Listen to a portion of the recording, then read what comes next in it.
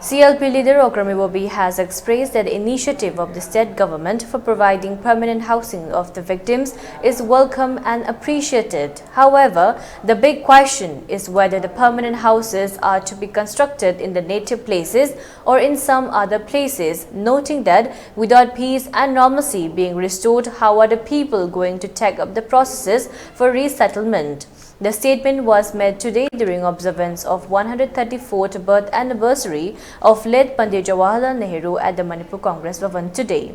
Speaking to media persons on the occasion, Okram Ibobi further added that the current crisis in the state has been continuing for more than 6 months and it is very much required to find out the root causes of the current crisis and to bring an early solution.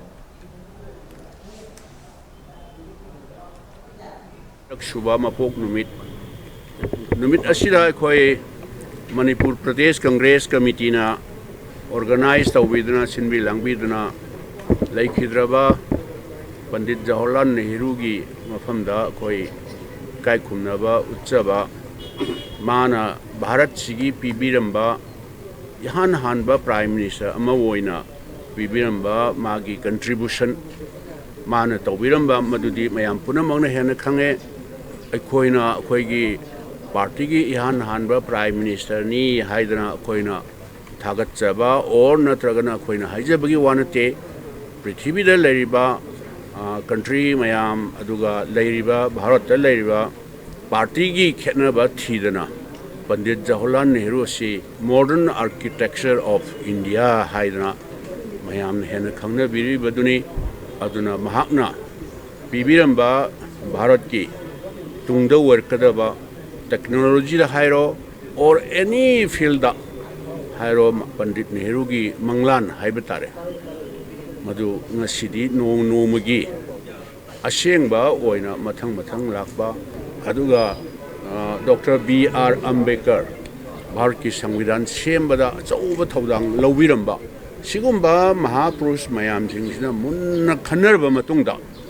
Bharat Asidi diverse society nina kanana ahanba Bharat ki ningkhatama Bharat ki Prime Minister se kanada sinarga kanana ohelaga kanana phagadagi haibasi khanaba yaba khanara matungda Pandit Jawaharlal Nehru na ihan hanba ningkhatama Bharat ki Prime Minister oibigi bani angangsing maroina violence ta yum kai mai thakiba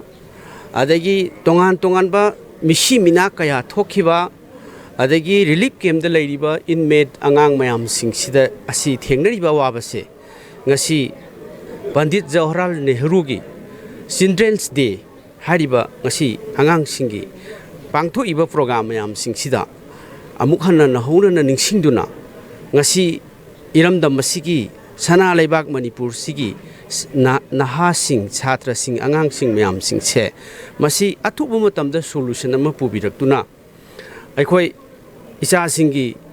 Angang Singi, Mayam Singi, Larik Tamnanaba, a Papachinjak Chananaba, traumatized Togiba Mayam Singste, Masi, Aikoigi, Kiar Lobi Rakanda, Norman Life, the Lakna Bigida Makta Nasigi, Children Day program, Sida Angang Singi, Pajana Sarkana, Muk, Hena, Wakal Tadaviduna, Angang Sing Sekiar Lobi Naba Musung Normal Si. Santi hangalakna Bigida Makta, Nasigi Sindel Day, the Sida Angang Sinda.